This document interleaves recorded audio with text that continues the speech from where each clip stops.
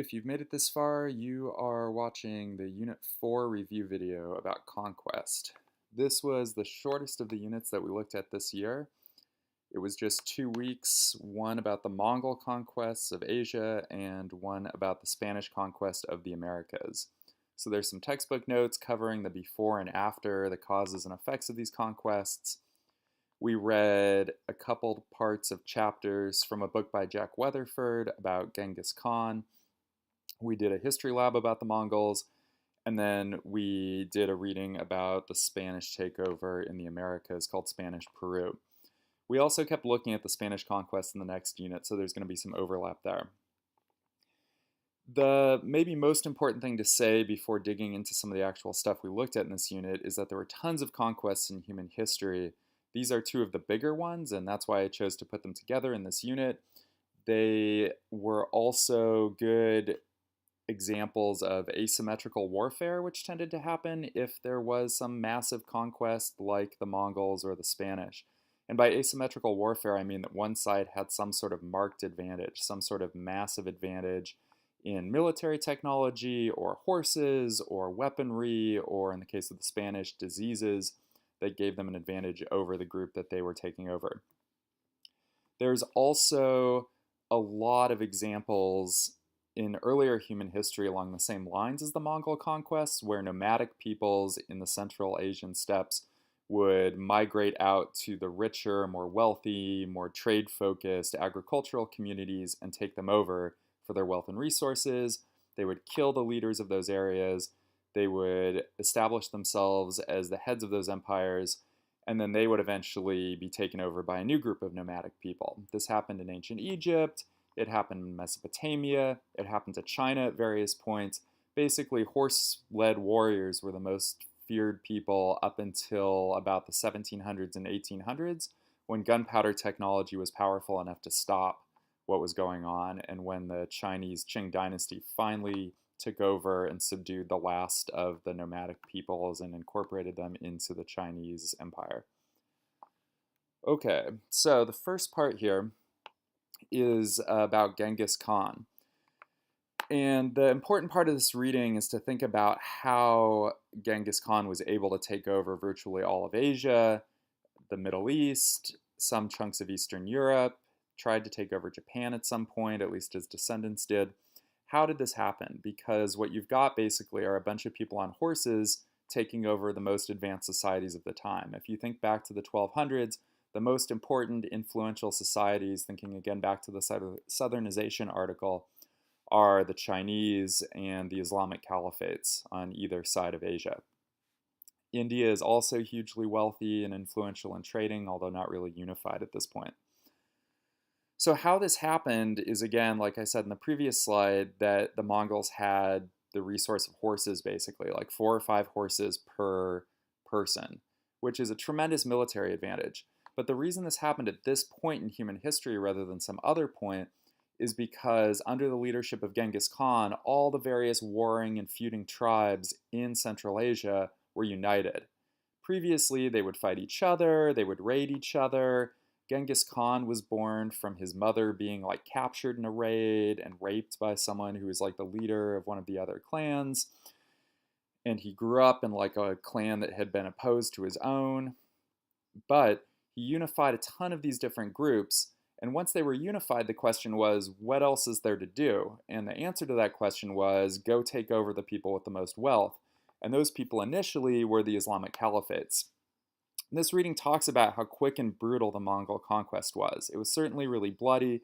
The Mongols were really unforgiving to those who refused to surrender. They tried to make examples out of them. There are a couple examples from this reading about how the Mongols used horses as a military advantage. One was that they would divide and conquer. So when they took over a bunch of the Russian city-states, for example, they would split up their forces so that the Russian city-states couldn't come to each other's aid, so they were separated, so they wouldn't know which way the Mongols would attack next. There's examples of them rushing towards a city and then pretending to retreat, getting the people to come out of the city to chase them, and then quickly switching horses, leading the chasers on a long, crazy route, and then switching horses, getting fresh horses, and then turning on them and conquering them. There's all sorts of other examples of this. The Mongols were willing to appropriate all kinds of resources from the people they conquered. They were willing to experiment with catapults and gunpowder, sort of incendiary devices that would explode. Um, so basically, they were extraordinarily skilled conquerors. Once they took over, what they would do is they would take anyone who was useful to them. They would take scientists, they would take elites in the society who could read and write, who could write messages, who were any sort of use to the army. They would kill the royalty so that the city wouldn't try to retaliate. And then a lot of times with the other just random commoners, they would drive them out in front of their horses so that there would be this huge mass of chaotic, screaming, dying refugees advancing towards the next city, which would throw everything into turmoil. So, as you can imagine, this is a fairly brutal war strategy, but it was incredibly effective. Now, imperial control back at this point was a little tricky because once you swept through an area, you were likely not to go there again for quite a while, which is why the Mongols made examples of people who tried to resist their rule. So that kind of takes us through Genghis Khan. Genghis Khan was tremendously effective, tremendously successful at uniting this empire. The problem is he had a bunch of sons, and then they had a bunch of sons. So the Mongol conquest, which reached as far as Eastern Europe, as far as the Korean Peninsula, as far as northern India to the south, all those lands had to be split up into what are called khanates. There were four main khanates, one in what is modern-day Russia, one in the Middle East, one in Central Asia, and then one in China. And the piece we read focused on how the Mongols ruled China, and this is under Kublai Khan, who is one of Genghis Khan's grandsons. And Kublai Khan ran China by pretending to be Chinese, essentially, by deciding that what the Chinese wanted were Chinese-seeming rulers, and so he painted himself as Chinese as possible, even to the point of trying to claim that the Song dynasty that he had conquered, that they were less Chinese than he was. He did this by taking a Chinese name and by naming his dynasty the Yuan dynasty. He did this by creating a forbidden city in the capital that was basically a replication of what Mongol life would have looked like, with yurts, which are the little tents that you would live in out in the Mongol steppes. And he kept that all hidden from the Chinese so that the Chinese didn't see Mongol culture and wouldn't be repulsed by it as being different from China. He attempted all sorts of reforms in China, including paper currency, which ended up collapsing the economy. The Mongols also, as part of their conquests, I mean, this stuff was essentially for wealth and for control of trade routes in the end. And the Mongol leaders, of course, became very, very wealthy, which is one of the reasons that the empire eventually fell apart, is they became sort of complacent about keeping it together. But the Mongols controlled the Silk Roads in the late 1200s, early 1300s, and they moved them north. They burned a lot of urban centers that were stop-offs on the Silk Roads and replaced them with their preferred stopping points. They put in a passport system, they taxed people like crazy, but they ended up making trade a lot safer in that region throughout the time that they ruled it. So we're going to move on to the history lab, which was about the Mongol impact. And it says some of the same things that Weatherford said in his text. We read some things that were written by the Mongols themselves, some letters, the secret history of the Mongols. We also read accounts of the Mongols written by various historians. And essentially, those historians found the Mongols incredibly terrifying. Even some of the historians who lived with the Mongols found them terrifying. And the Mongols were very happy to create this fear in outsiders because they felt like it made it easier for them to conquer others. The Mongols, however, saw themselves as basically just justified in their conquests. They didn't see anything particularly out of the ordinary in taking over all of Asia. It's a pretty spectacular historic event, but essentially they were replicating the kind of like raids that they would have done on other nomadic tribes on a much, much bigger level. And the end of this history lab suggests that historians have really different views about the Mongol impact. As I said on the previous slide, their movement of the Silk Road and their protection of it meant that cultural stuff spread really quickly. The Mongols were able to spread knowledge about gunpowder, culture was spread, the Mongols had a certain ethos of freedom of religion. and they would invite religious scholars to argue about different views of God. And the Mongols had a really interesting impact upon Asia in that way. So that's what one of the sources talks about, is how nomadic peoples basically create a cultural and economic renewal in the places that they conquer. They get rid of the old bad ideas and they bring in the new. Now, the issue with that, of course, is that the Mongols killed many thousands, perhaps millions of people along the way. And so the other source we read about talks about the trauma of the conquests upon the Islamic world. And it talks about how the Islamic world was really never the same. Pre-Mongols, what you have are the Umayyad Caliphate, which was then quickly replaced by the Abbasid Caliphate, which then ruled around the Mediterranean for about maybe 600 years? That's too long. 500 years? But that gets wiped out by the Mongols. And there's never a caliphate that really controls the Mediterranean and unifies the Islamic world in the same way after the Mongols kind of get pushed back into Central Asia.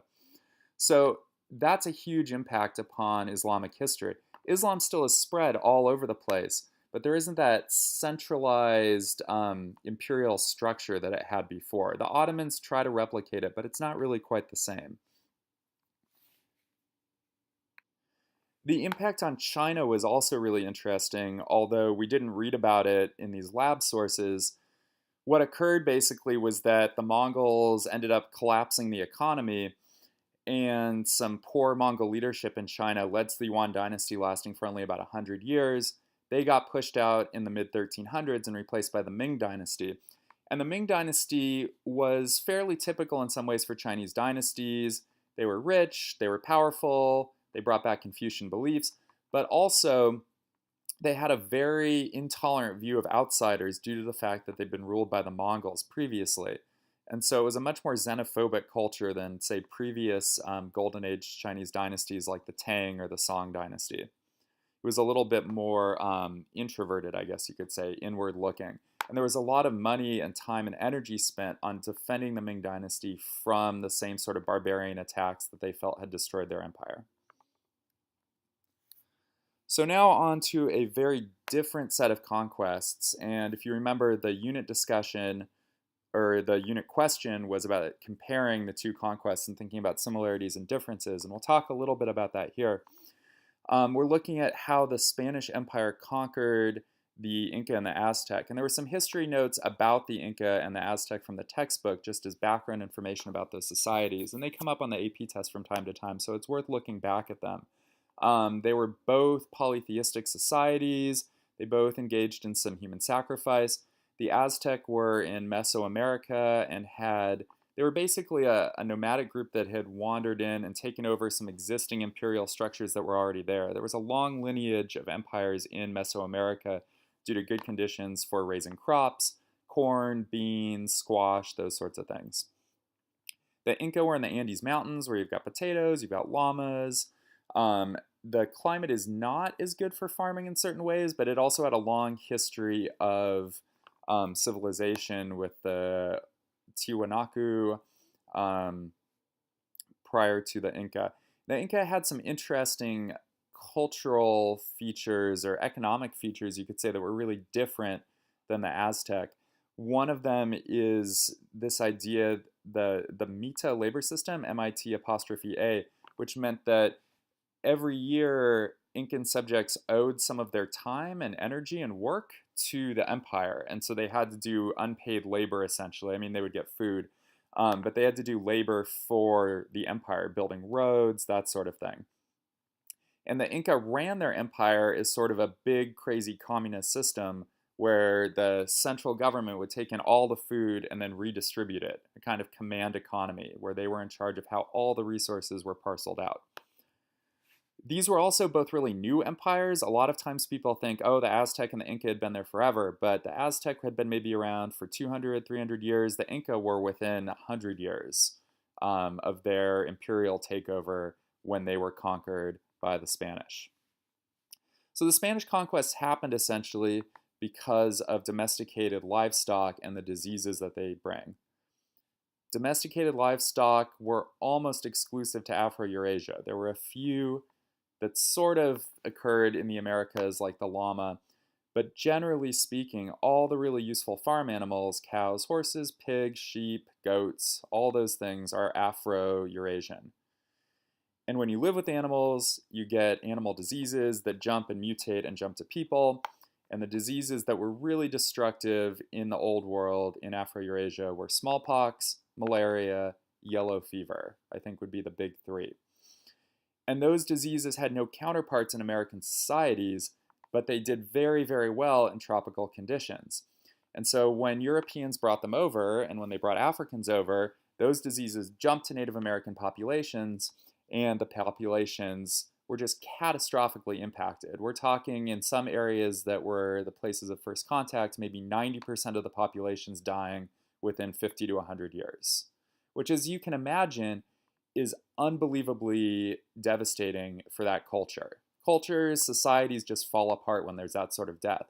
If you think back to the bubonic plague in Europe, you have people wandering around whipping themselves and crying out to God about why God is punishing them rather than doing any sort of normal, rational thing to try to hold themselves together. Not that they had the sort of germ science that they needed to understand what was happening, but societies were on the verge of collapse in Eurasia during the Black Death. They were completely collapsing with the combination of Spanish conquest and germs. And the real problem with germs, at least for natives, was that germs spread way more quickly than people spread. So the germs preceded Europeans in a lot of cases.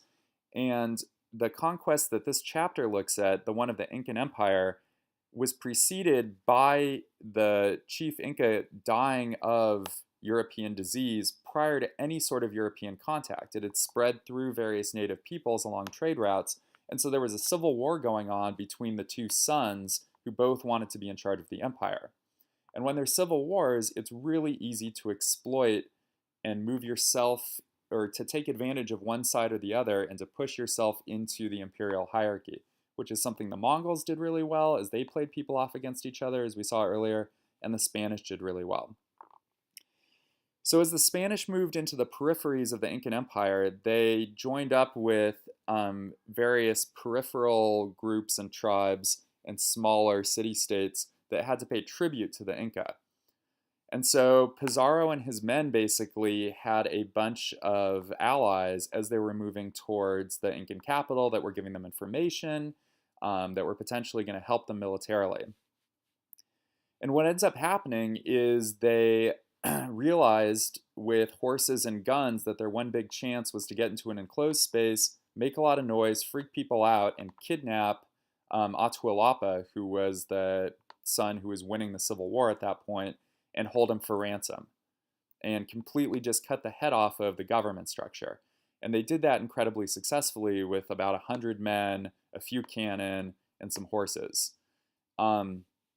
This would not have happened without disease to back them up, and it also wouldn't have happened without some of the other advantages of horses, once again, iron working and gunpowder that were all coming over from the New World. So again, we have this asymmetrical warfare going on. The same sort of thing happened with Cortez invading the Aztec Empire. Really similar story of going in with a few men, causing all sorts of chaos and disruption, going after the royal family and taking over, and actually marrying some of like the royal princesses as a way to legitimize himself and to show that he was now the ruler of this empire. It's a lot easier sometimes to take over empires than it is to take over like a tribe of people, because the empire has a hierarchy already in place. And if you can convince people you belong at the top of the hierarchy, then you're there and you run the show. So to fast forward a little bit, as Spain started taking over the New World, we've got this situation where you have all these kind of down and out Spanish men showing up in the Americas to try to make their fortune. And this is very different from what was happening with the Mongols, where you have a very highly regimented military. Instead, you have a bunch of guys who are there to try to make money and have no real oversight. You also have a lot of missionaries trying to set up conversion of natives to Christianity.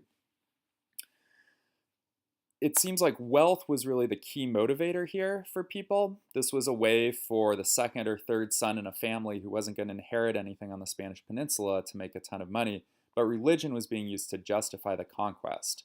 And the idea was if you converted these heathen people who didn't exist in the Bible, and who you had no knowledge of prior to Columbus, if you converted those people, then they owed you because you had civilized them.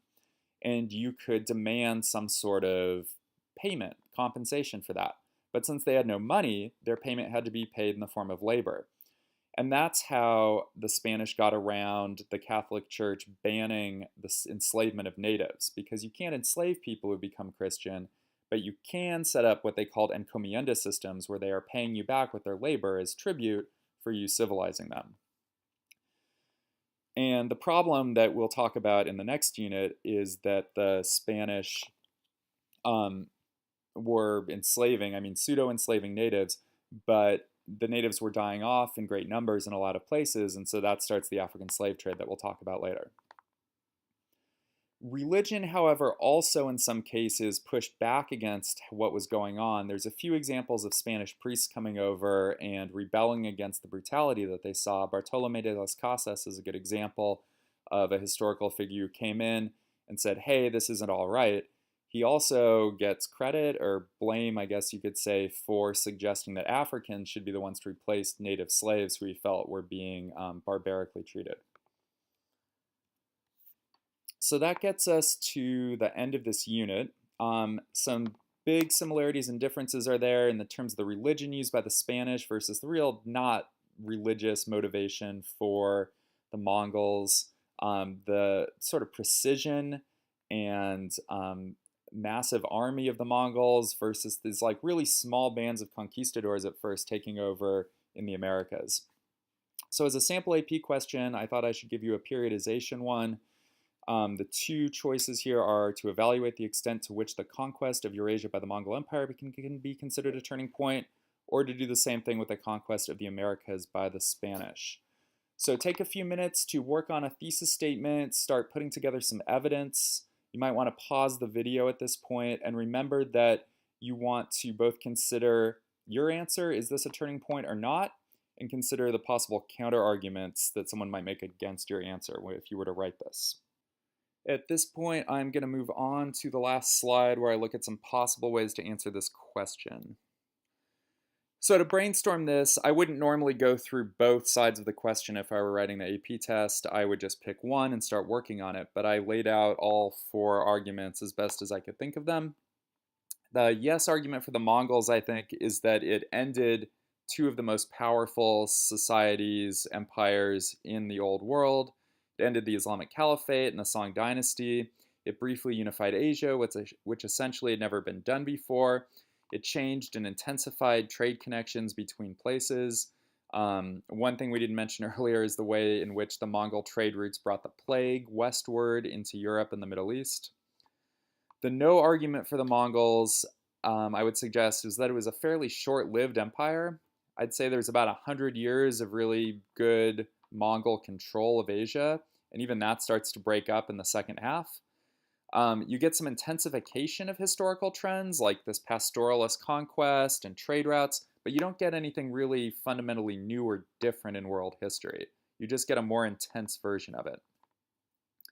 This is the one I wrote the thesis for, so if you glance down at the bottom, I wrote, although the Mongol conquest in Eurasia signaled the end of many existing societies, it should not be considered a turning point in world history because of the short-lived nature of the Mongol Empire, which didn't involve any major sustained changes in economics or politics. And there's a variety of examples of societies that survived through the Mongol period. Japan was able to fight off the Mongols with the help of tsunamis or storms. Egypt was able to fight off the Mongols. Southeast Asia, India, it got too tropical for horse warfare to be really effective. Okay, so for the Spanish, I'd say the yes argument is that they overthrew these native empires in the Americas, and there was this huge environmental and demographic shift. I mean, the Columbian Exchange is massive, and we'll talk about that in the next unit.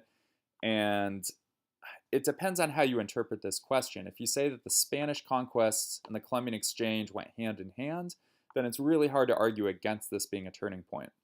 If you're looking just sort of focused on the political change, I think you can sort of make an argument for no, and you can say that it was limited to a single area of the globe. It wasn't based on any real new technology. It reshaped the Americas, but at least at first, in particular, these conquests were just the Spanish inserting themselves into the local existing systems, aided by disease and then this demographic collapse of native areas. I hope this video was helpful to you, and I hope you tune in again for the Unit 5 review video.